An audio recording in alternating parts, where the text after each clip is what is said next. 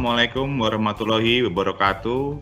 Selamat pagi rekan-rekan perwira Pertamina Wira semuanya. Dalam acara pagi hari ini, kami dari SCM PT Pertamina EP Aset 5 akan menghadirkan bincang-bincang yang penuh wawasan.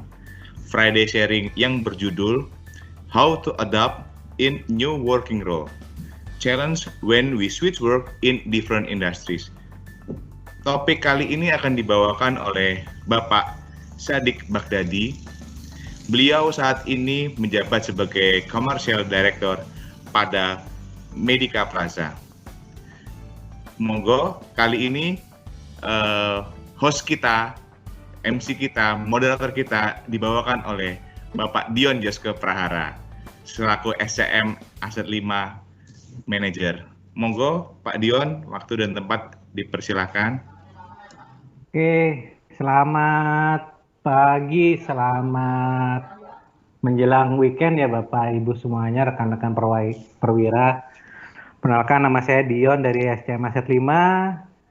Hari ini akan jadi host untuk ngobrol-ngobrol santai dengan Bang Sadik gitu.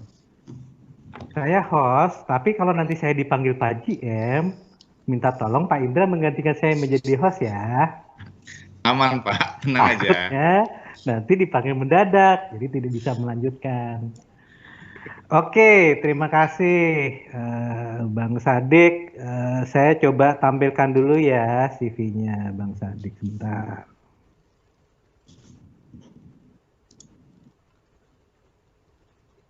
Sedikit perkenalan ya Bang Sadik.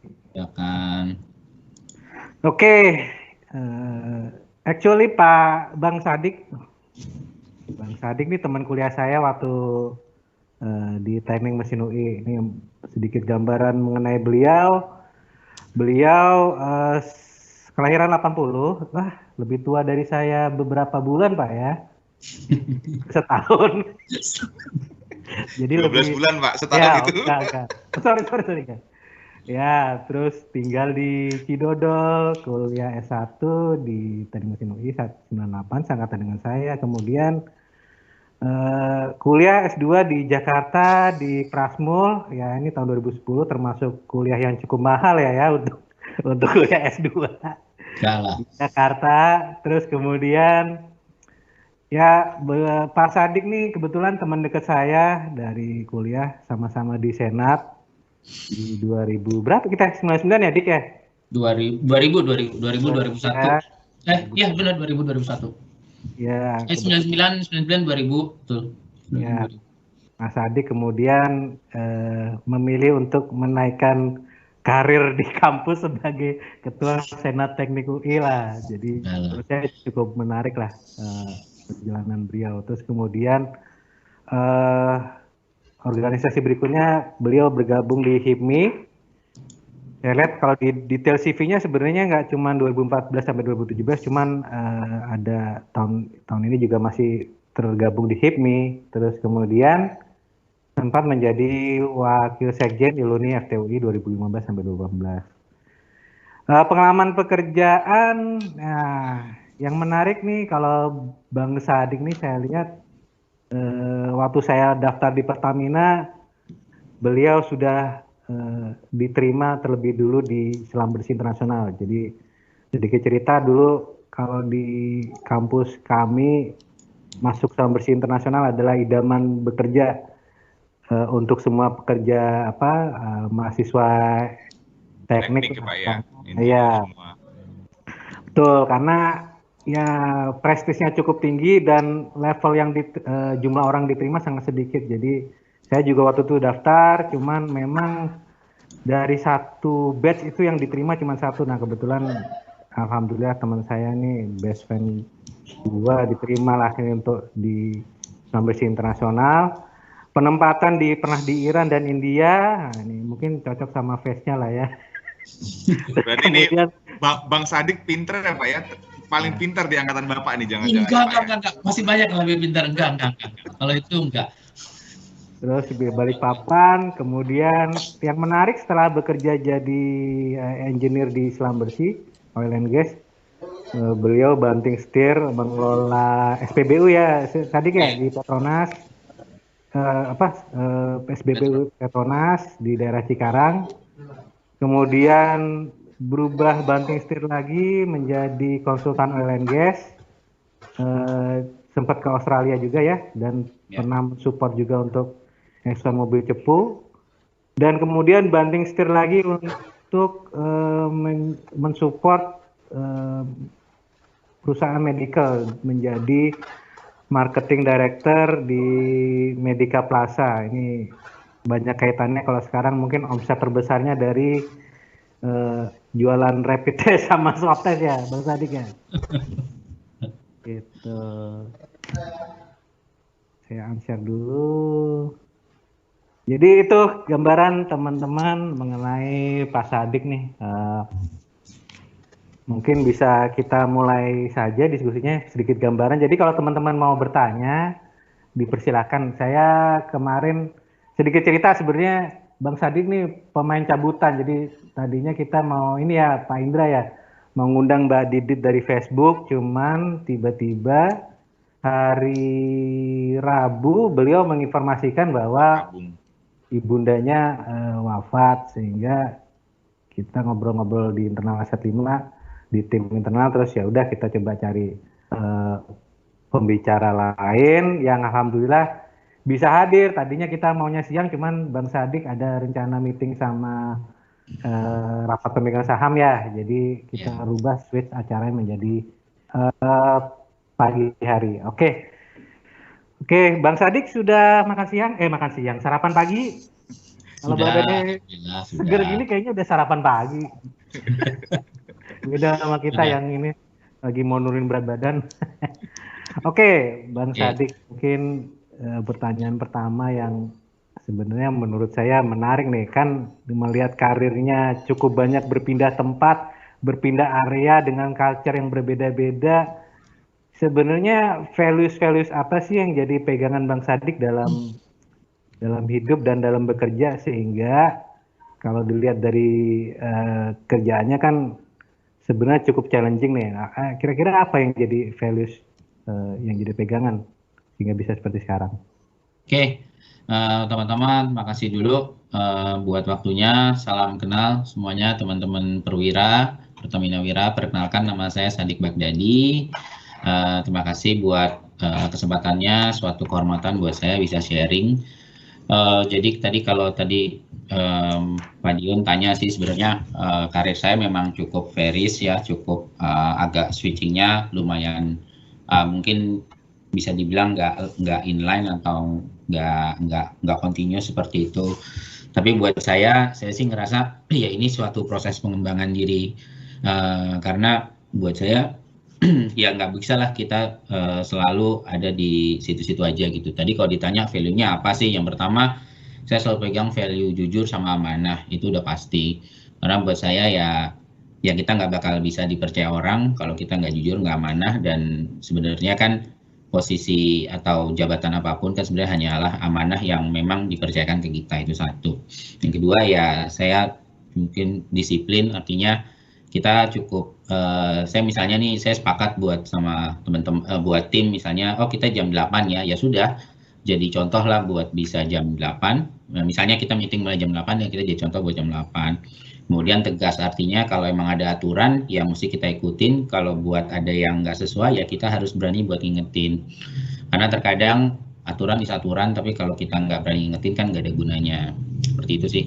Ya mungkin value ini ya dari perjalanan saya juga gitu. Kebetulan kan kalau orang tua saya tuh cukup cukup tegas lah buat dari dulu diajarin nggak boleh bohong gitu ya. Salah sih nggak boleh, nggak apa-apa, tapi kalau bohong ya nggak boleh, seperti itu. Jadi ya value itu sih yang saya pegang sampai sekarang.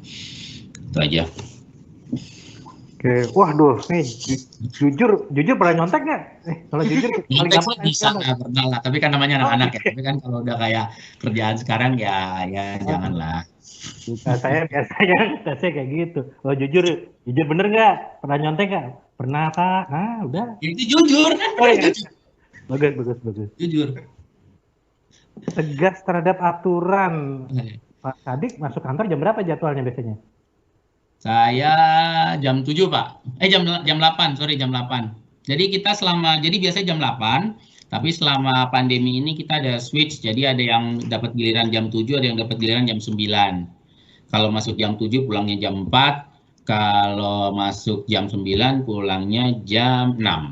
Seperti itu. Kalau saya masuk jam 8 pulangnya jam 7. Tiap hari, tapi memang jam 8, Pak ya, Pak. Sebelumnya sih tiap hari selalu jam 8. On time ya. Ya harus on time lah. Nanti kan kliennya kayak Pertamina terus gimana? Nanti kan marah-marah ya. Ya. Terima kasih Pak Sadik. Nah ini teman-teman perwira contoh yang baik ya. Walaupun kita flexi time, tolong jangan sampai kita ngaret-ngaret lah ya. Saya soalnya tadi pagi masuk kantor jam 7 masih sepi. Jadi wah ini kok agak biasa. Oh ternyata flexi time untuk yang bekerja sampai setengah 8. Cuman yang PKJP tuh kok telat juga gitu. Gitu. Tapi menarik menurut saya ya. Memang kalau yang paling penting sih pada saat kita mendapat jabatan memang harus amanah, terus kemudian terkait sama tim berarti Pak Sadik ya perlu memang memberikan contoh dari sisi disiplin, kemudian ketegasan pengambilan keputusan terkait role yang ini ya kebijakan sama memastikan bahwa tim kita align sama aturan yang sudah dibuat perusahaan. Pernah ini Pak, mencat orang pernah Pak karena nggak sesuai sama aturan? Ya kita sesuai prosedur aja lah Pak ya. Oh gitu ya. Tapi teman-teman di Medika Plaza cukup disiplin lah ya mengikuti aturan. Ada gimana di sana untuk memastikan ada contoh tadi lah buat masuk kantor on time di Medika Plaza seperti apa ya? Kebetulan kami kalau di Medika Plaza setiap bulan tuh nanti ada daftar top 10 telat paling banyak. Jadi ya sedikit ada sanksi sosial lah seperti itu. Kemudian kan kita juga briefing kita mulai jam 8:05. Jadi biasanya kalau yang telat kan nggak ikut briefing. Nah, ya sebenarnya ya kita juga bikin budaya atau culture yang bisa mendukung itu seperti itu. Terus top 10 yang telat tadi di apain Pak tadi? Ya biasa diumumin sih. Oh, wah. Boleh juga itu. Biasa diumumin, ya kalau diumumin kan gak enak juga ya. Habis gitu kan jadi omongan. Gitu. Patut dicoba hal seperti itu ya untuk. Ya habis gimana? Terkadang orang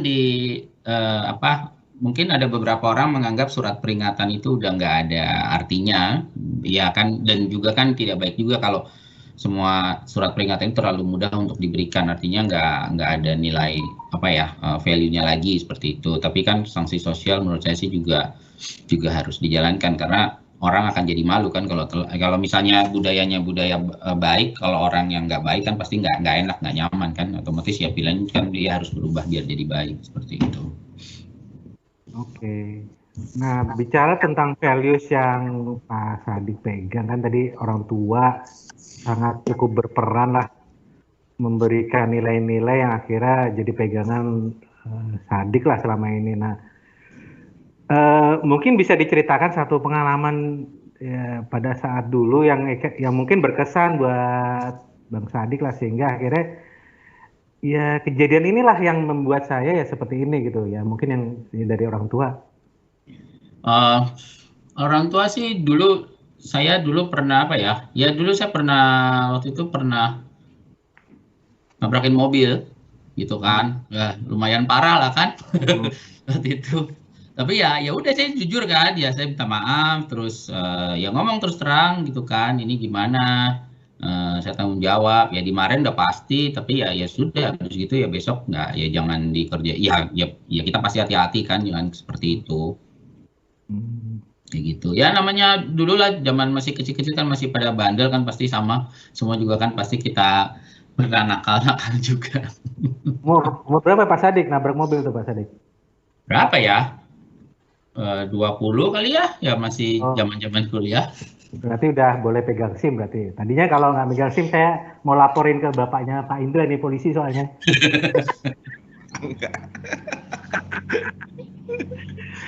Oke, kita lanjut ke pertanyaan berikutnya ya, Pak Sadik. Eh, ini kan kalau saya lihat Pak Sadik banyak berputar switch area tempat kerja dengan berbeda culture, terus kemudian berbeda industri. Nah, kira-kira susah nggak sih beradaptasi dengan lingkungan kerja yang baru? Baru ya. Ada pernah mengalami situasi yang sulit nggak pada saat masuk ke situ? Mungkin bisa di-share ke kita.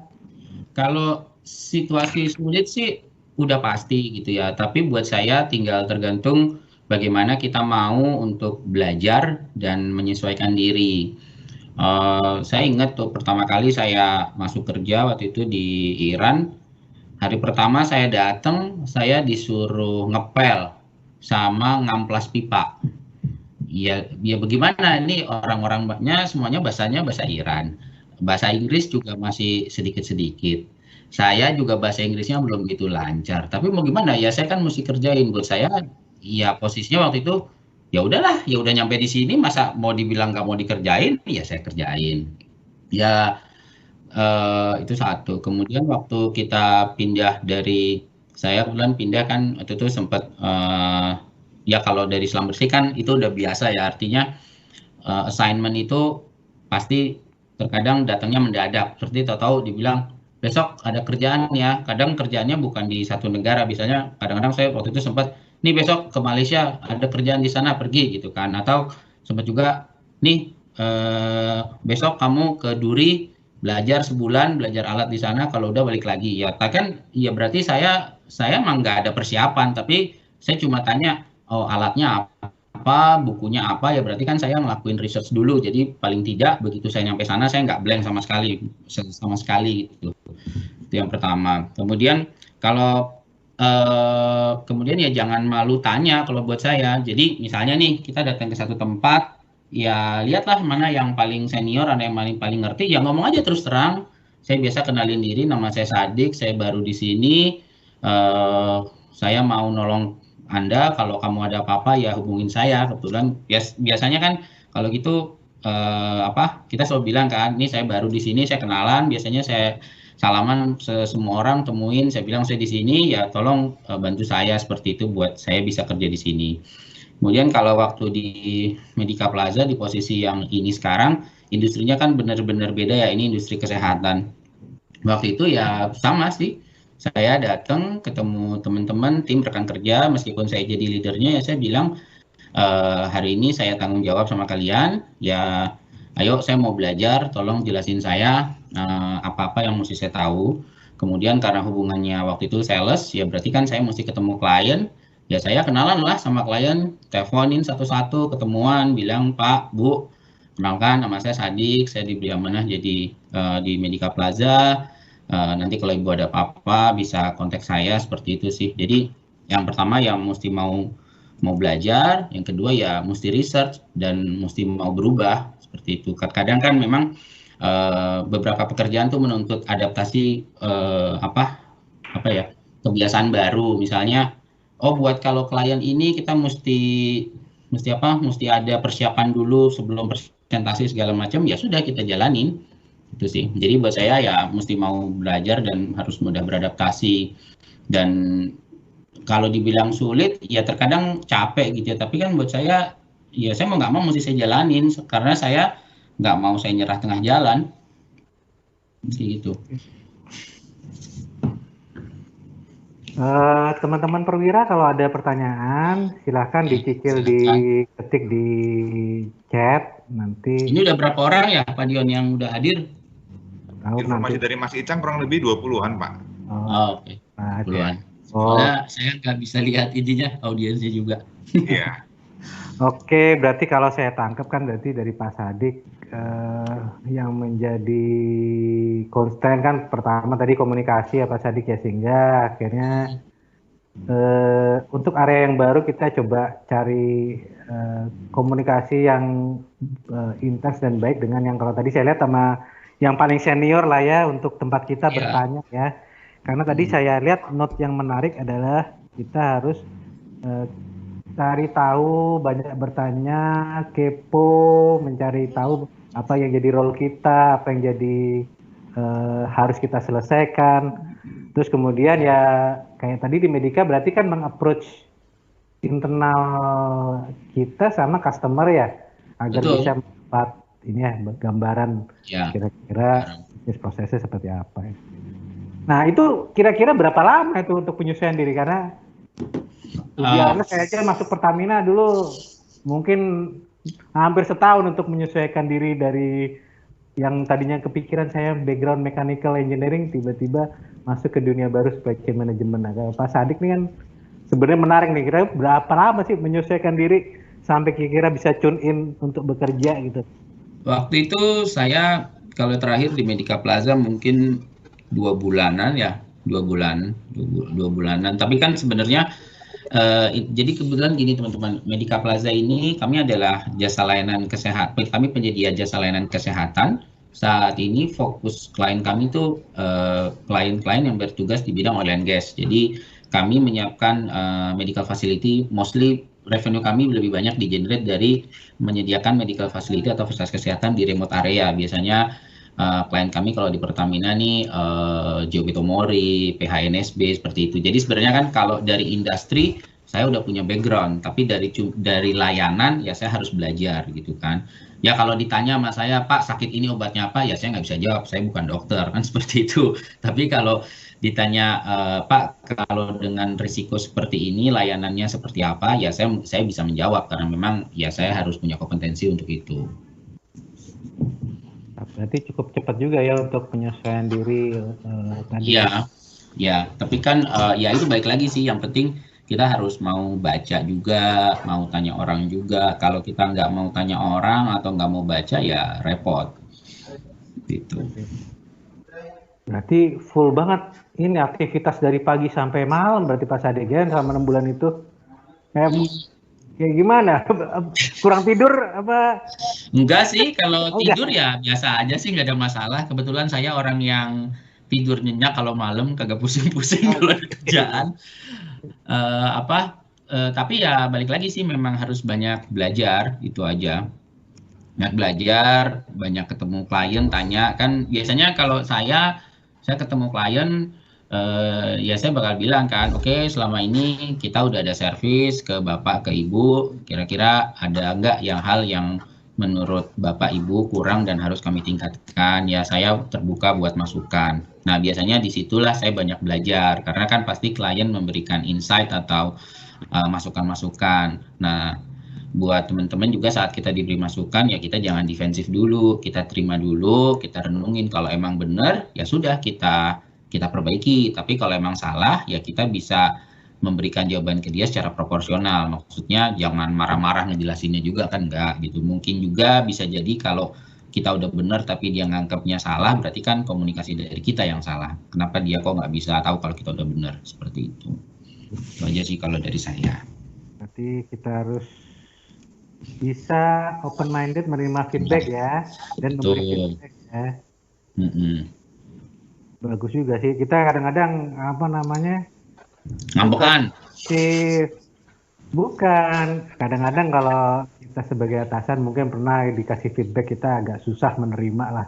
Dan memaksakan. Tapi kadang-kadang kita ini Pak Sadik, saya pengalaman pribadi tuh minta feedback dari anggota tuh kayaknya susah banget. Kira-kira ada tips dan trik nggak? Ya gini Pak Sadik. Jadi menurut saya suatu tim itu akan lebih bagus supportnya, effortnya dan akan bisa maksimal apabila semua orang berkontribusi gitu. Tapi kadang-kadang kan mungkin dari kita punya tim misalnya ada 5 atau 7 orang, dari 7 pada saat kita tanyakan ada feedback nggak untuk kebaikan kita lah misalnya goal kita. Nah begitu ditanya, wah diam atau mungkin hanya 1 atau 2 gitu. Nah kira-kira ada tips dan trik nggak ya biar kita bisa sama-sama dengan tim kita mencapai apa yang kita inginkan, tentunya dengan feedback dari yang membangun lah dari tim kita. Ya. Kalau saya biasanya memang sih normal. Terkadang tim kita ngerasa takut atau nggak nyaman buat memberikan feedback. Tetapi pasti ada orang-orang yang berani ngomong ceplos-ceplos, ya kan? Ada orang yang berani ngomong terus terang. Nah, biasanya akhirnya saya banyak berdiskusi dengan mereka, artinya saya banyak tanya gimana yang lain tuh seperti apa. Karena bisa jadi mereka adalah perpanjangan lidah gitu. Tapi balik lagi ya, kita juga mesti lebih objektif karena jangan sampai faktanya A dilaporinnya jadi B, nggak boleh gitu juga. Artinya saat kita diberikan informasi ya kita mesti cek data juga, benar nggak nih? Kalau emang benar ya harus kita terima. Dan ya terkadang kan kalau misalnya nih kita dapat laporan, anggaplah Pak Dion punya tim si A si B gitu kan, terus dilaporin sama si A bahwasanya ini si C bermasalah segala macam.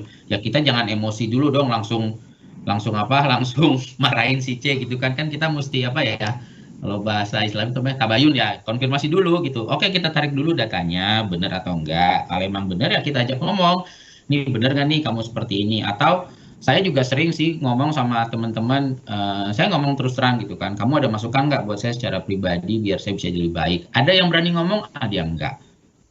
Tapi buat saya sih normal, selama saya udah bisa ngasih pintunya, ya saya akan terus bertanya ke mereka. Kalau nggak berani ngomong saat itu nggak apa-apa, paling nggak mereka tahu bahwasanya kamu boleh loh ngomong ke saya seperti itu. Nanti kalau hal itu dibiasakan kan pastinya mereka juga lebih biasa sih seperti itu.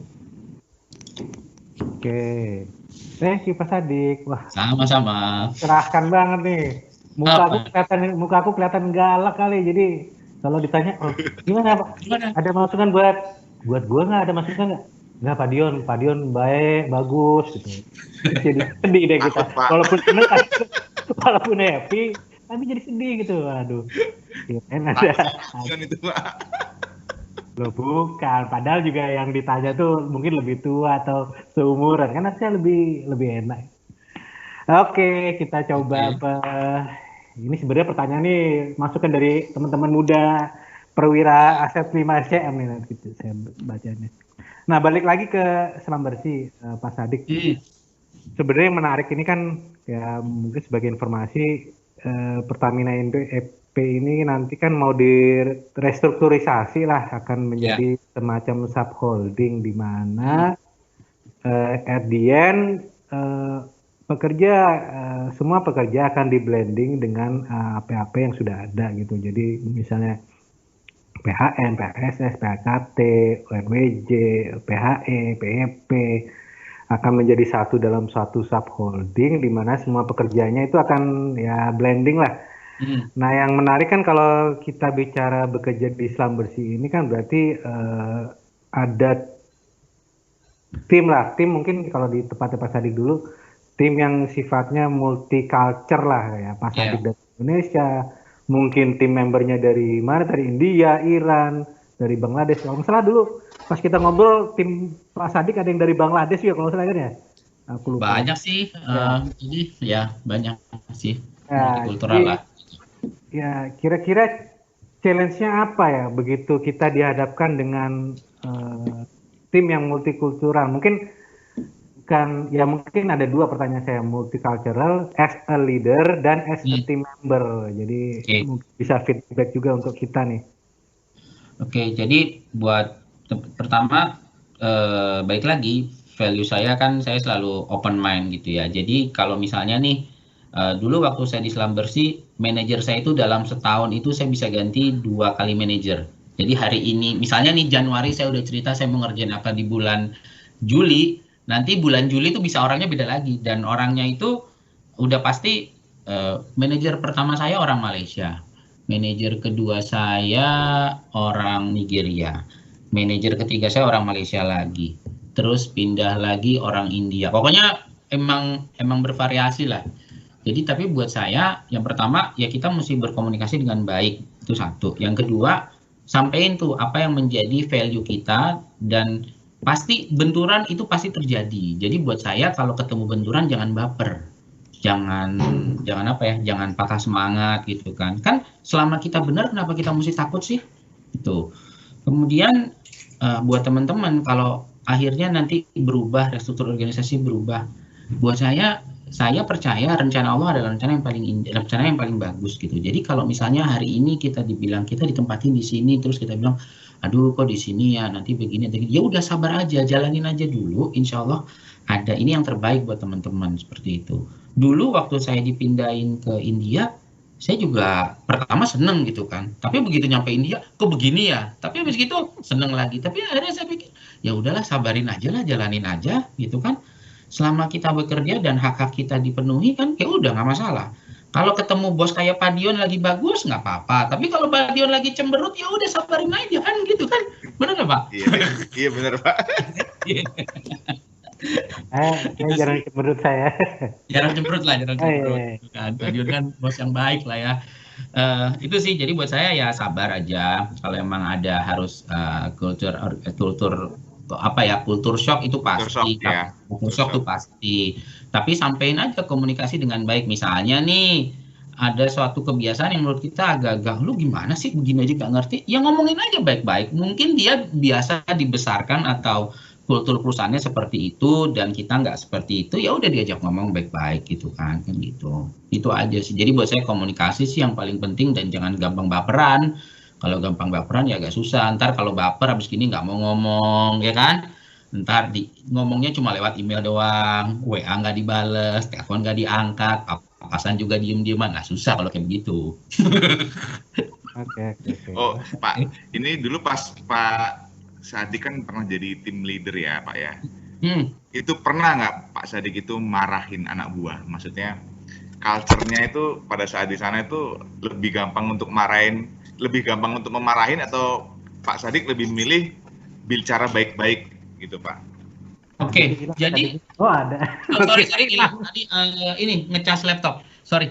Jadi buat saya kalau marah itu saya pasti marah punya dasar gitu kan, dan marah pun ada eskalasi. Kalau marah banget artinya damage-nya atau kerusakannya udah cukup parah. Tapi saya juga belajar gitu. Dulu saya bukan orang yang tegas, tapi lama-kelamaan ya saya juga belajar gitu. Dulu saya juga nggak berani negur orang kalau saya tahu dia salah. Tapi lama-kelamaan gue benar, dia salah. Dia nggak gue tegur, gue makan hati kan gitu kan. Lama-kelamaan ya udahlah ngomong aja gitu loh. Kalau dia marah ya biarin aja. Kan emang kan gue yang benar. Saya sih akhirnya begitu. Jadi jangan kalau marah sih udah pasti Mas, udah pasti pernah marah gitu ya. Tapi ya marahnya juga profesional ya, artinya marah di saat itu, habis gitu kan marahnya sama kerjaannya kan, bukan sama orangnya. Jadi setelah selesai ya sudah kita balik lagi gitu kan. Bisa tuh di meja rapat gebrak-gebrakan meja, habis gitu ngopi bareng ya fine aja, nggak ada masalah kan, kita profesional.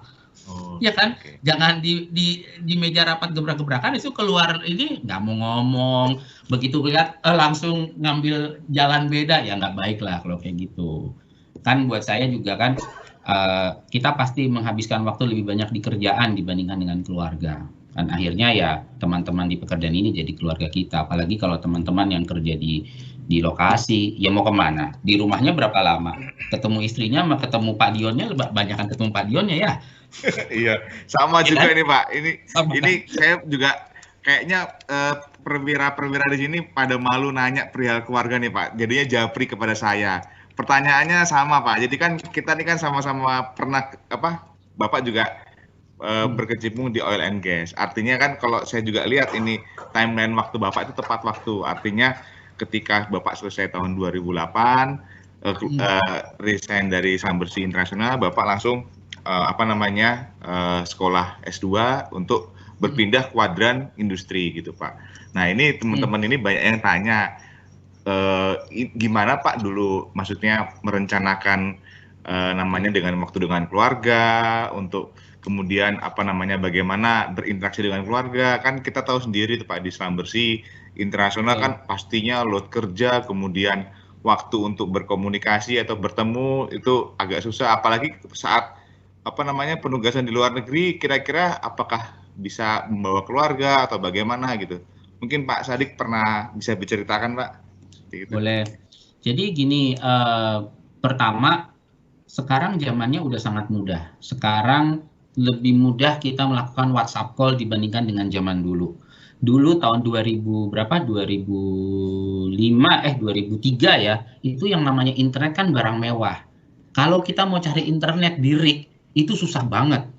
Mau nelpon aja susah. Artinya, tapi kan beda sama zaman sekarang, itu yang pertama. Yang kedua, pengorbanan udah pasti. Saya dulu paling lama saya di rig bisa 4 bulan, Mas. 4 bulan. Jadi beneran dirik gitu ya, beneran dirik 4 bulan. Tapi ya akhirnya dikasih nelpon gitu kan. Paling nelpon sebentar, tanya segala macem. Kangen udah pasti, tapi kan ini bagian dari pekerjaan. Jadi ya disabarin aja. Dan saya juga yakin teman-teman kan juga pasti nggak selamanya. Masa mau setahun di lapangan nggak pulang-pulang kan nggak mungkin juga. Seperti itu. Dulu pernah loh, saya tuh anak saya yang pertama, saya tuh kerik tuh berapa ya, 1 bulanan lebih lah. Saya pulang dia tuh nggak ngenalin saya.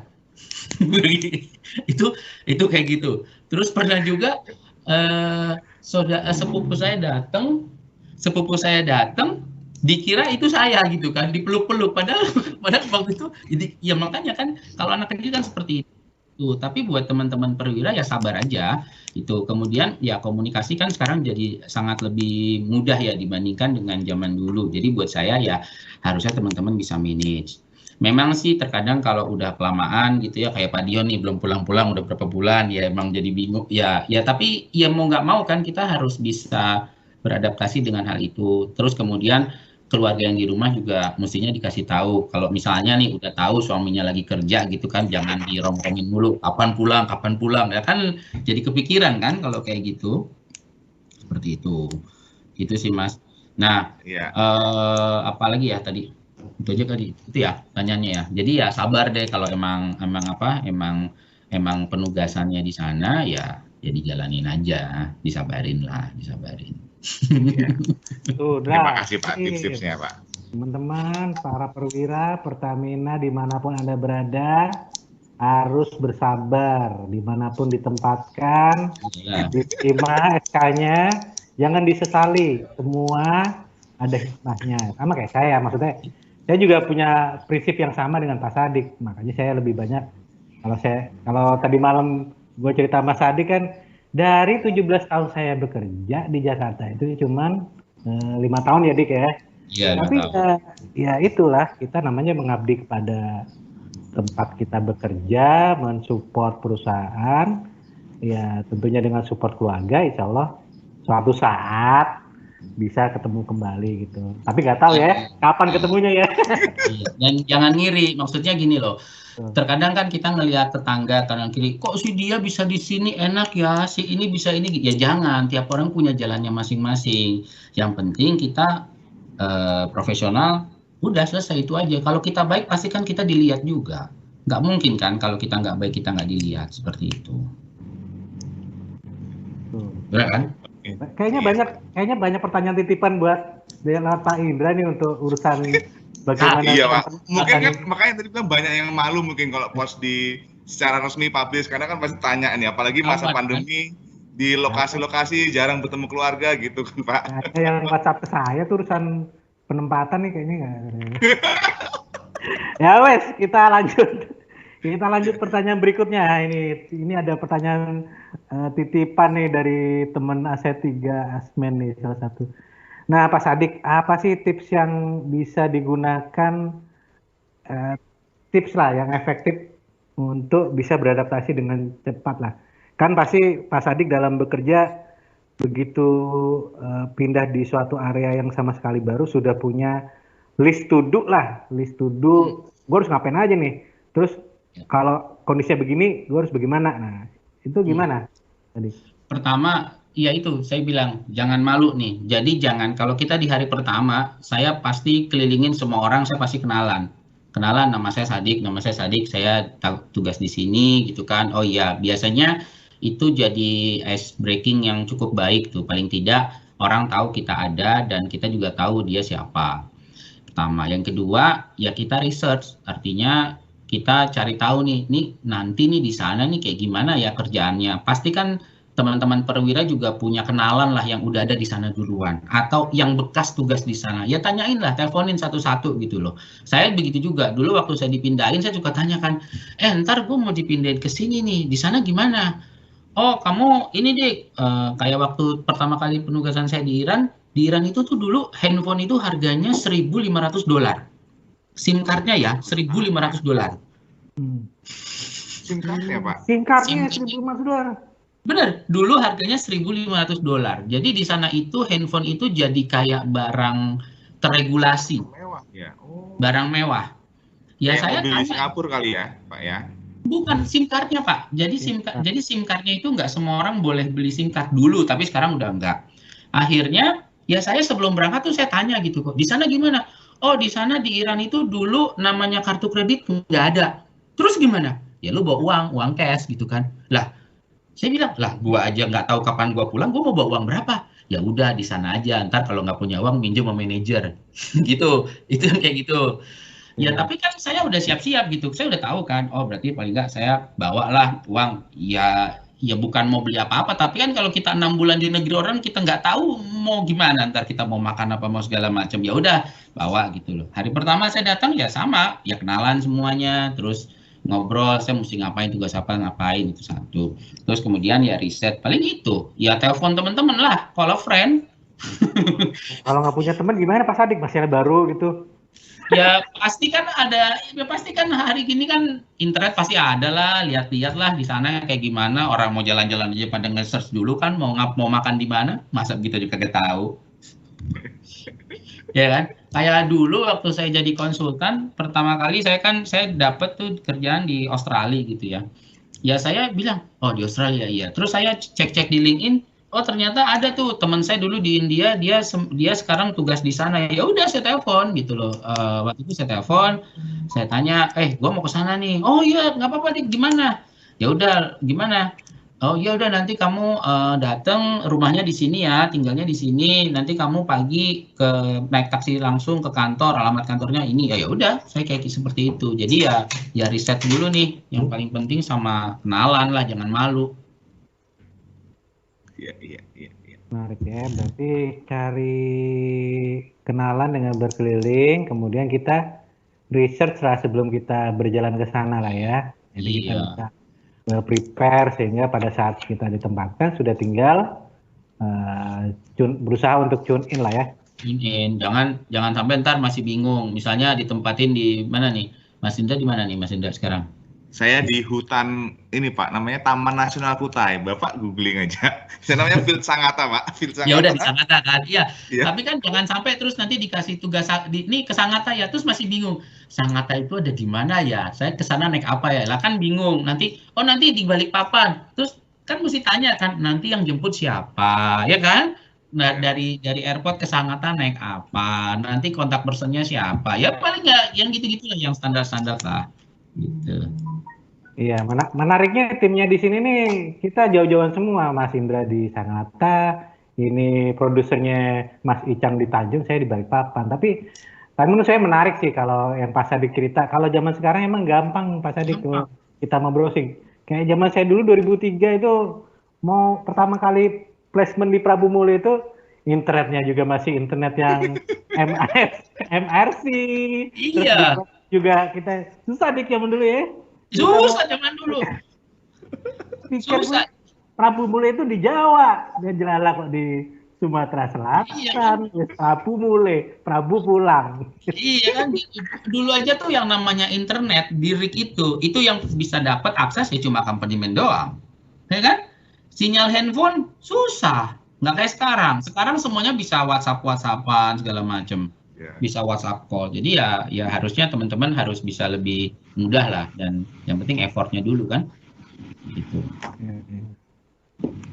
Oke, wah seru juga sebenarnya ya. Berarti harusnya nggak ada kendala lah ya. Berarti kalau teman-teman nanti mau tiba-tiba di tahu-tahu keluar SK nih, wah harus pindah ke subholding mana, masuk zona Makassar gitu ya. Berarti kita tinggal cari teman kita yang di sana, kita coba cari browsing-browsing, terus ya tinggal masuk ke sana, terus kita ngider ya Pak Sadik berarti ya untuk Lupa. memperketat diri.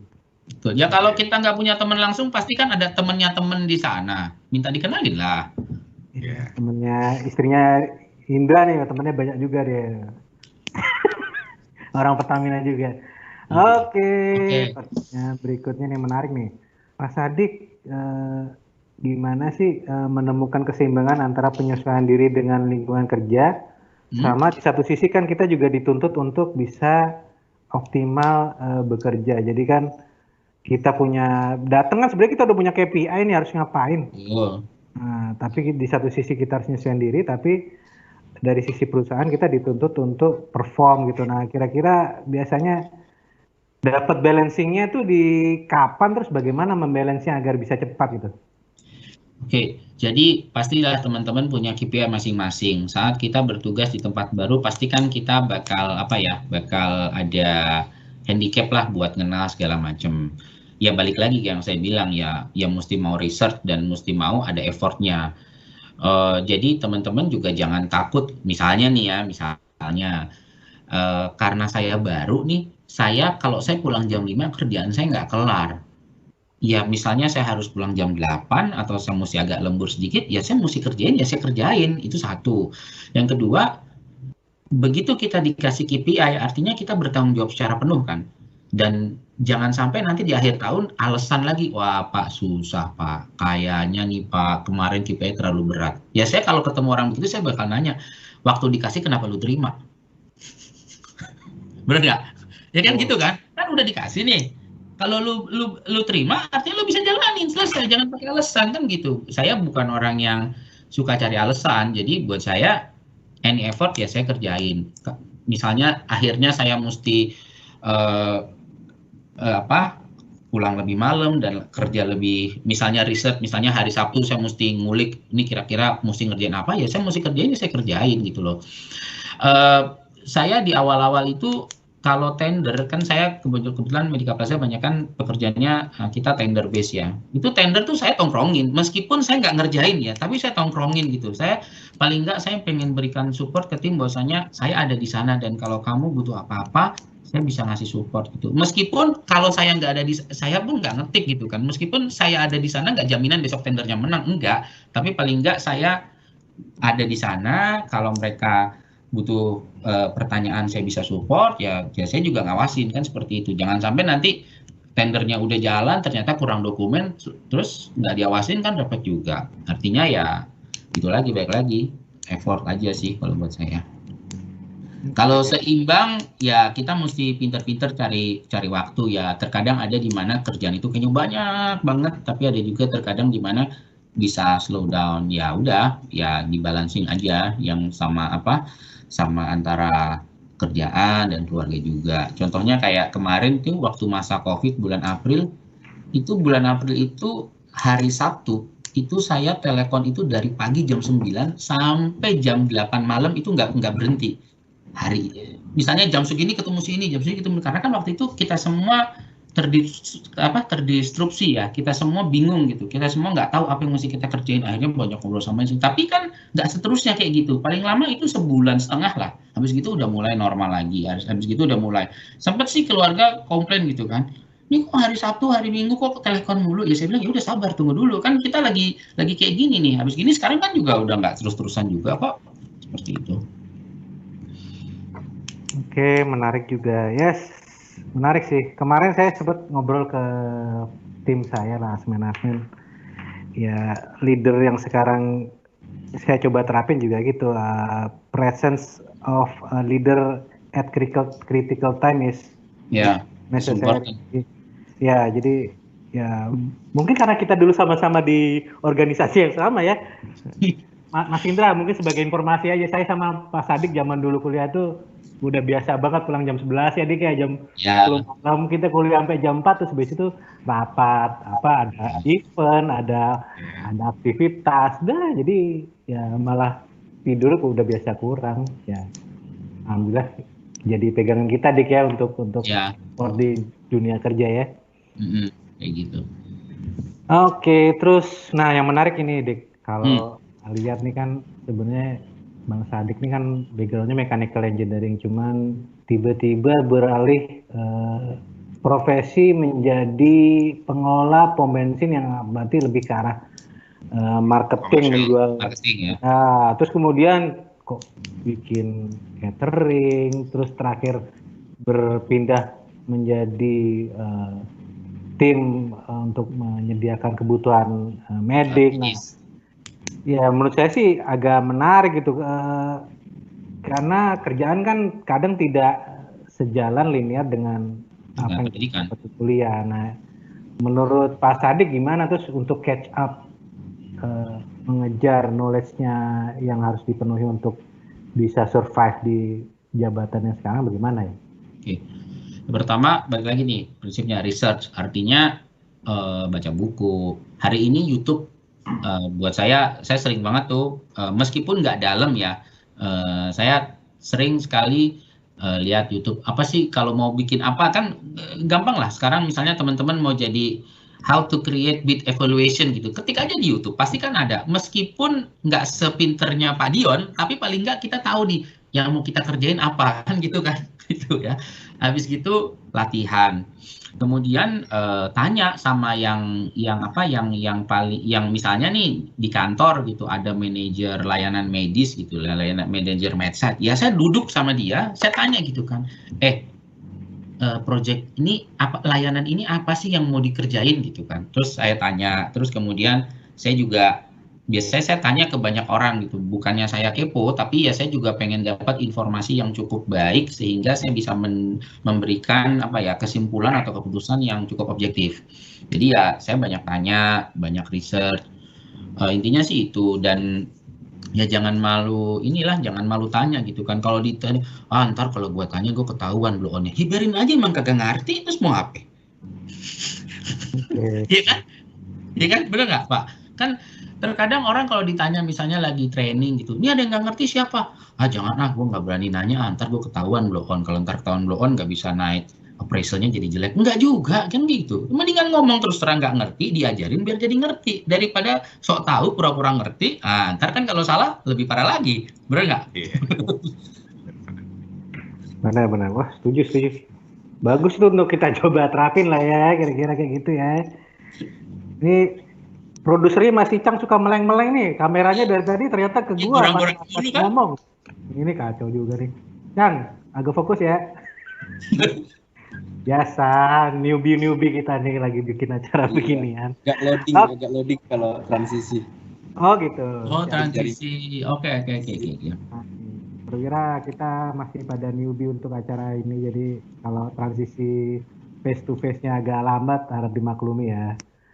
Oke, terus pertanyaan berikutnya.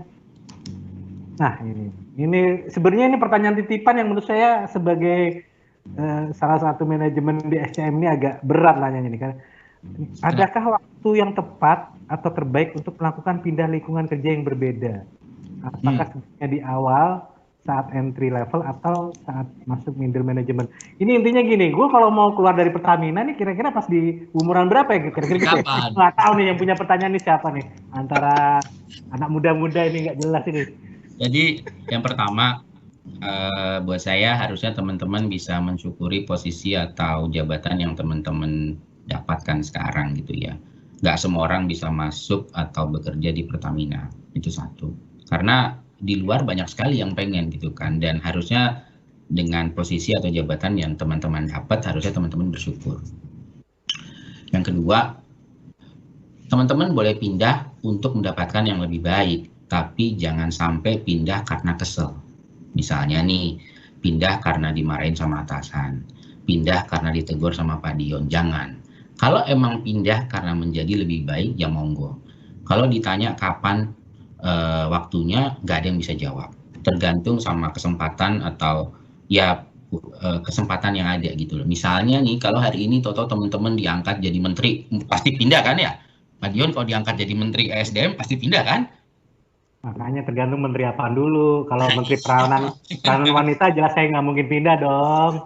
Kalau SDM mungkin iya. Ya kan begitu. Artinya balik lagi tergantung kesempatan yang ada nih dan seberapa jauh kita berani mengambil resiko. Misalnya gini, saat kita pindah dari satu posisi ke posisi lain, pastikan ada resiko yang dipertaruhkan. Misalnya kalau teman-teman sudah berkeluarga, gimana nih nanti keluarga saya seperti apa kelangsungan hidupnya. Jangan sampai kan kita ngotot buat diri kita tapi keluarga kita suffer.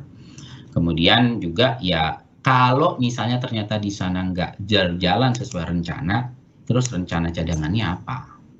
Kan kayak gitu. Jadi buat saya misalnya nih ada opportunity baru, ya kita kan bisa assess diri kita sendiri. Kira-kira kalau saya di kesana dengan compensation atau benefit yang saya ada, opportunity ini apakah saya bisa jalan. Kalau saya ngerasa saya bisa jalan, ya pindah. Tapi kalau aduh kayaknya begini, kayaknya begitu, ya sudah. Tapi terkadang memang kita harus memberanikan diri buat terima tantangan yang baru. Jadi kalau ditanya apakah middle manager atau masih staff, nggak ada yang bisa jawab sih, nggak ada yang bisa jawab.